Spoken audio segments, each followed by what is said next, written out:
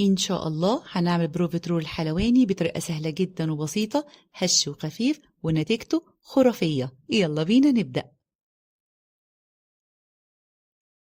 هجيب حلة على النار، هضيف عليها كوباية من المية، معلقة صغيرة من السكر، ربع معلقة صغيرة من الملح، ربع كوباية من الزبدة ما يعادل 60 جرام.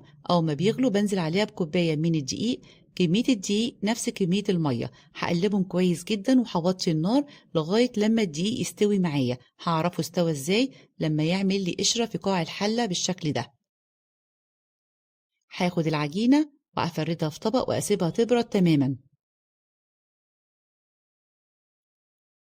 وهنزل عليها ب3 بيضات بدرجة حرارة الغرفة، عليها رشة من الفانيليا، وهنزل ببيضة بيضة، وللأسف المقطع هنا اتحذف.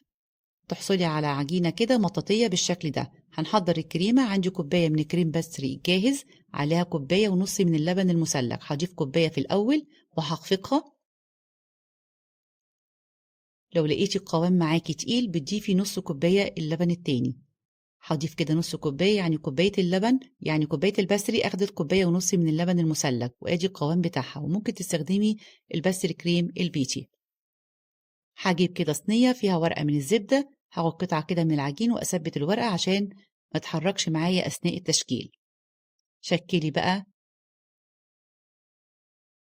البروفيترول معاكي أو الإكلير بالشكل دوت، وحاولي إن انت تسيبي مسافة بين التانية علشان لسه حجمها هيتضاعف في الفرن.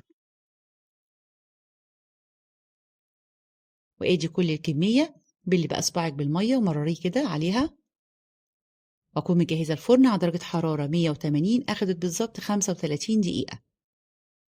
واول ما بتطلع معايا ما شاء الله شكلها وريحتها جميلة جدا، وفي نفس الوقت خفيفة. لازم تطلع معاكي خفيفة مش تقيلة. لو تقيلة معاكي تعرفي ان لسه العجينة لسه معاكي من جوه ما استوتش. هفتح لكم واحدة، شايفين لازم تكون هشة، شايفينها مش معجنة من جوه. هنفتح واحدة كمان، وده يدل على نجاح البيفترول او الاكلير. شايفين؟ هزينها بقى بالكريمة، وما شاء الله بكوباية دقيق واحدة عملت لي حوالي 20 قطعة.